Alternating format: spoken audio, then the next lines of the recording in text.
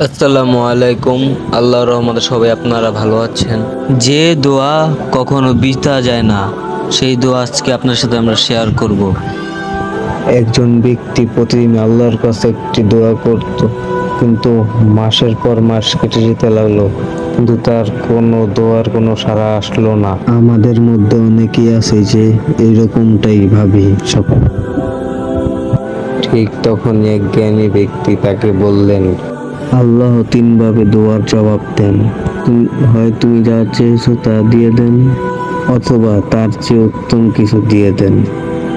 তাই কোনো দোয়াই বৃথা যায় না। এই কথা শুনে লোকটি আবারও তার দোয়ায় মন দিতে লাগলো। সে নিয়মিত আবার দোয়া করতে লাগলো। তারপর কিছুদিন পর সে বুঝতে পারলো, সে যেই জিনিসটি চেয়েছিল সেই জিনিসটি না পাওয়াই তার জন্য খুব ভালো ছিল, কারণ আল্লাহ তার চেয়েও উত্তম কিছু তার জন্য রেখেছিলেন। তাই তোমরা আল্লাহর পথে ফিরে এসো।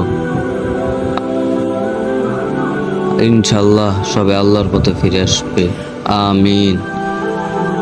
দোয়া কখনো বিফলে যায় না। আল্লাহর উপর আস্থা রাখুন।